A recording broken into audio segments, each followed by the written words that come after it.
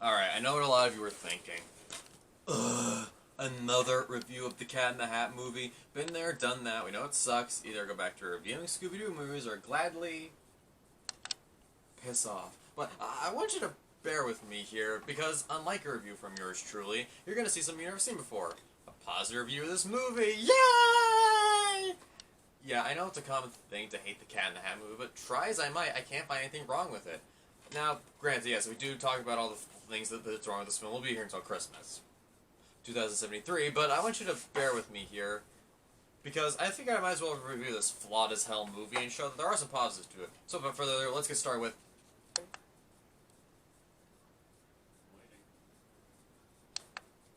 Hey, wanna buy some death sticks? Hey, selling drugs is stupid and irresponsible. If you're not selling a couple to me, first come and hit me up with a couple. Okay. But I thought you liked this movie. I do, but that does not mean I like everything about this movie. No, carry on. Got a review to do. Oh, come on, I got more to sell. Piss off. Fine. Piss off. Alright, fine. Asshole. Yeah. Well, now that we have that extra buzz, if we're gonna need it, and I'm pretty sure I'm going to at some point, let's get started. This is The Cat in the Hat. The film begins over the hills into the city of Annville, where we see the city, and to be fair, the city design is actually pretty good. Instead of regular advertisements, they use the object what the store is selling.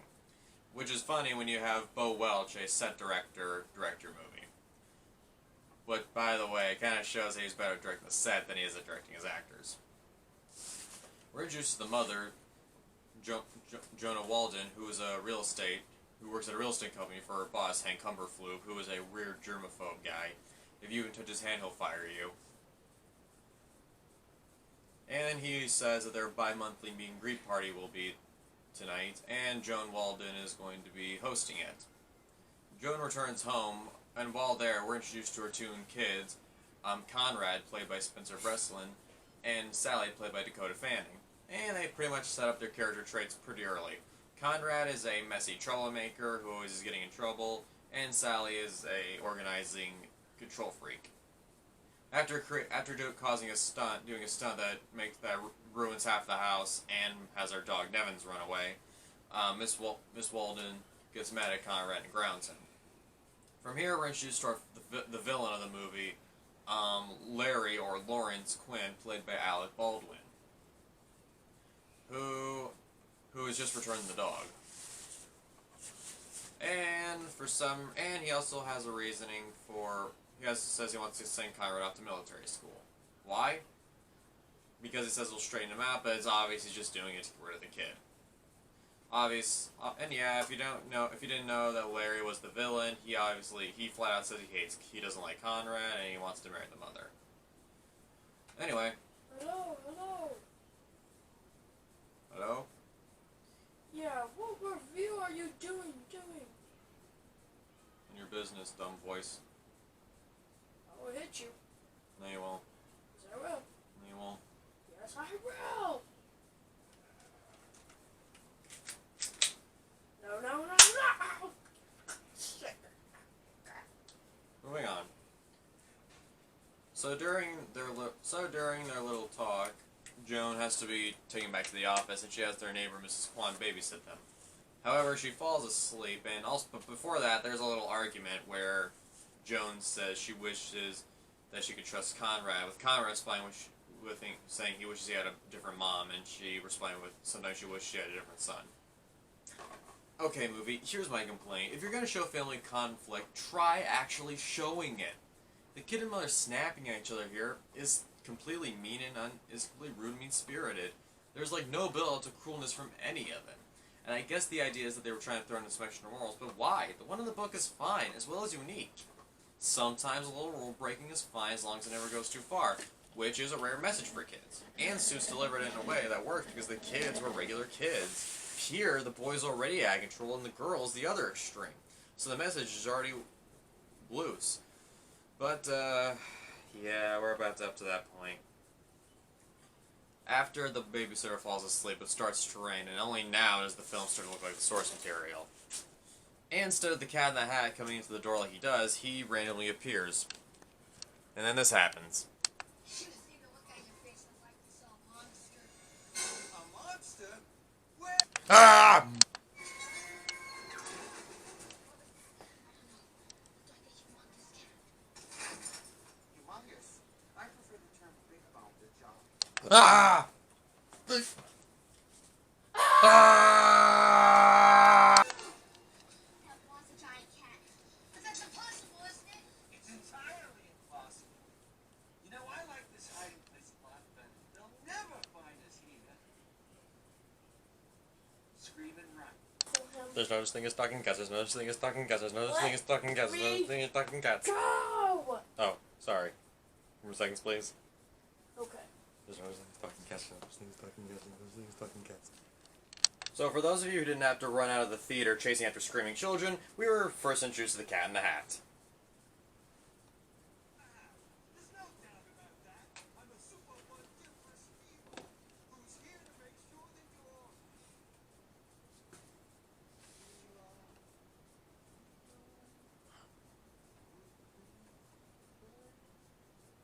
I got Oh, Christ, it's Mike Myers. No. So let's talk about the biggest thing that's wrong with the cat. He is really freaking creepy. In the original cartoon, yeah, I guess in the original cartoon if a 6-foot-tall cat was to enter my house, I'd be pretty freaked out, but I wouldn't be so scared, just considering how friendly he is. This guy looks like he's gonna eat my face, just considering how many times he mugs the camera. The makeup department did not do it the character justice here either. With the Grinch, at least, with Ron Howard, with Rick Baker's makeup, at least they actually managed to make Jim Carrey's facial features as over the top as he needed them to be for that character. And it worked, but with Mike Myers, it doesn't really look like he was given the chance to be over the top as he wanted to be. And as for his character, well, let's just say a lot of them are dedicated to a bunch of lame, dirty jokes. Wait, I said I like this movie. I've been doing nothing but complaining. Well, I might as well take one of these things. Oh, wait, hey, Brute? Brute, how do I take these things? Oh, there's suppositories.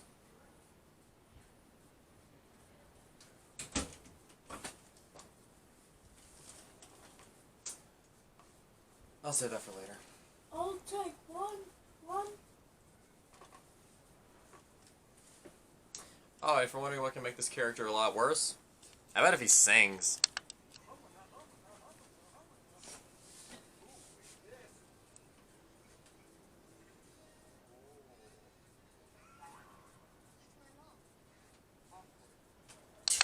Okay, two things. One, erection joke, really, and two, I think if somebody put the wrong clip on, I said it'd be worse if he sings.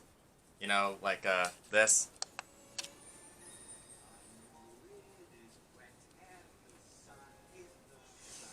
Oh, God, no. Please stop singing.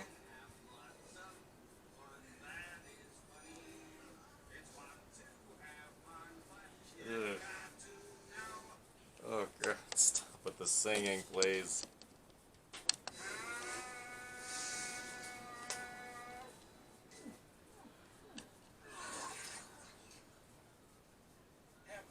Oh, yeah, that's needed.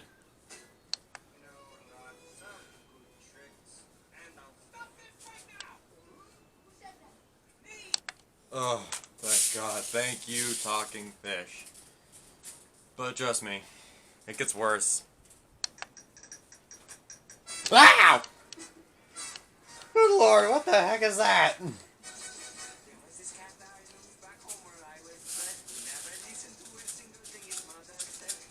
You know, I sometimes really just hope this is just a really weird episode to catch a predator. What the hell?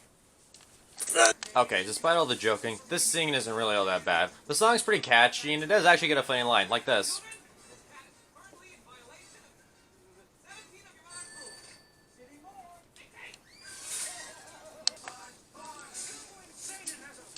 But is it just me, or does this feel like one of those fake trailers for Tropic Thunder? You know, the ones that look real but are so goddamn stupid they couldn't possibly exist. But this one actually does exist, and you should be crying because of that. No, no, make that cat go away. Tell that cat in the head you do not want to play. He should not be here. He should not be about. He should not be here while your mother is out. While the cat's antics in the book are limited, here he has them sign a contract, and there's a scene where they want to jump on the couch, and he decides to repair it while dressed up as a redneck trucker. But the only thing that's actually funny, that's worth nothing about that bit, is this scene right here.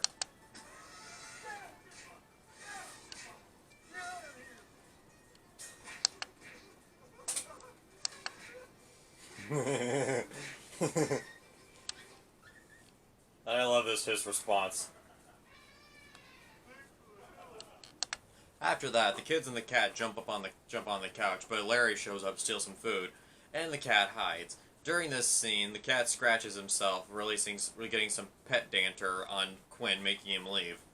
After that, we get a weird scene where we get like this weird infomercial with two different versions of the cat advertising this device called the Cupcakeinator.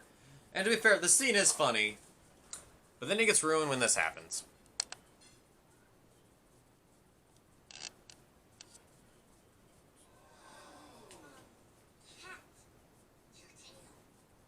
What about it? Oh, I see. I've chopped it off. Well, that's interesting because son of a bitch!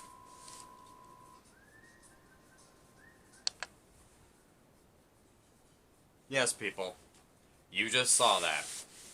They willingly had the cat just say, "Son of a bitch."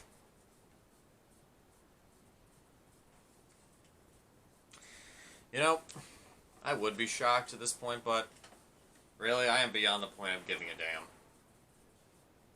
So let's move on, shall we?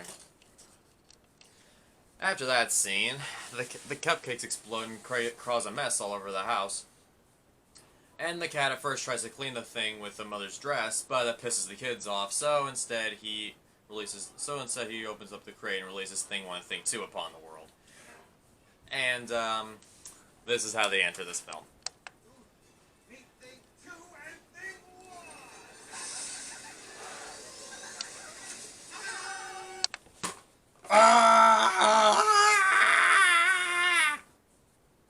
What are those illegal hell spawns? Those things are hideous! Okay, here's my problem. Okay, here's the thing. What makes things something cute in a drawing does not necessarily make it cute in real life. Like, snouts, giving your character wear snout things. In drawing, you can get away with that because it looks like wrinkles, but in real life, it looks so friggin' scary! The reason Cindy Lou was the only cute character in The Grinch is because she was the only one allowed to have an upper lip. Everyone else looks like a demon-possessed, hungry hippo! And these two look like the Shining Girls with Buzz the Clown give them Jaeger bombs! Oh, God. That's gonna haunt my dreams. Oh, God. Almighty. So after releasing the things out of Pandora's box, or the crate, anyway, it doesn't matter what the fucking thing, the cat tells the kids that opening the crate is a big ner, and should be closed at all times. The cat then tells the things to clean up the house, but instead the things wreck the house instead. Then during this little scuffle, the cat lets us know that the things always do the opposite of what they say. You know that, and you waited till halfway through this little chaotic scene to tell us that.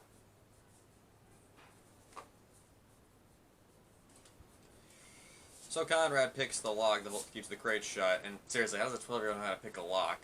It gets on the dog's collar, and the dog is flung out of the house. Quinn sees this as an opportunity to show how irresponsible Conrad is, get him sent to military school. The kids try to hunt down the dog, but during their little scene, they end up at a birthday party where the cat is strung up as a piñata, and then this happens.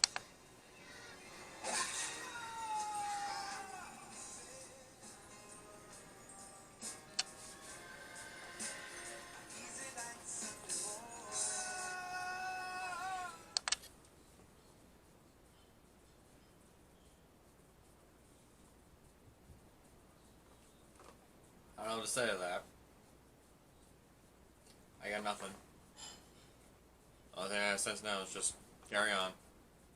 let's do that. After, whatever that was, the kids and the cat manage to catch the dog after the cat disguised himself as a hippie. Then they get away from Larry after hiding in a kiosk where a party is going on.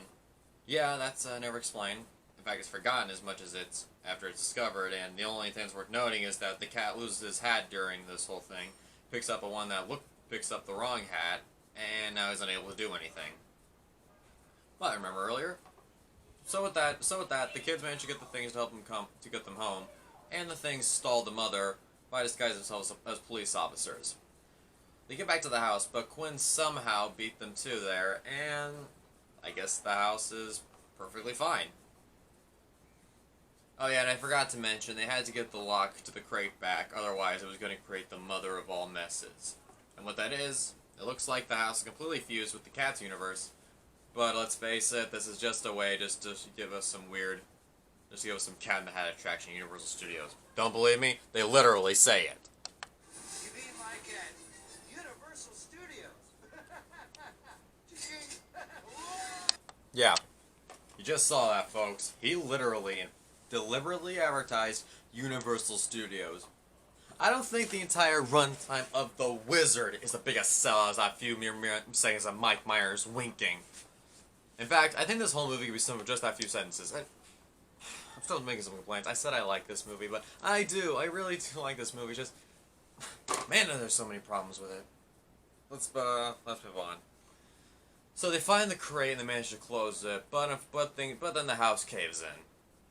Yeah, the whole entire inside of the house concretely destroyed. And it's during this scene that the cat reveals he had his real hat the whole time, and this was all just a little scheme he concocted. So everything was planned, from the house getting trashed to Larry taking Nevin's, but no, not cutting off his tail. That was not planned. The kids rightfully get mad and tell the cat to leave, but of course, if you know the story, and of course you do, the cat comes back and fixes up the house. So they have laughs, clean up the house. Managed to work it enough to pop in for the soundtrack because that's important. Larry gets dumped. The party goes great, and the kids pretty much learned their lesson, whatever that was.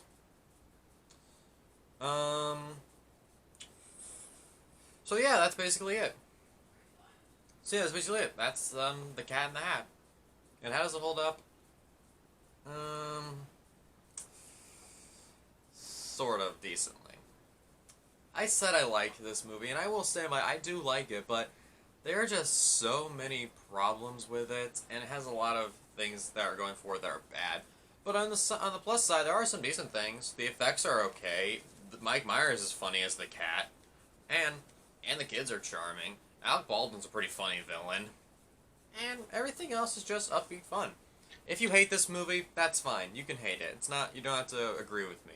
But just know that I enjoyed it, and if there's anyone out there that enjoyed this movie, let me know. Thanks for watching. I'm the reviewer, and wow, I've been gone for a long time, haven't I?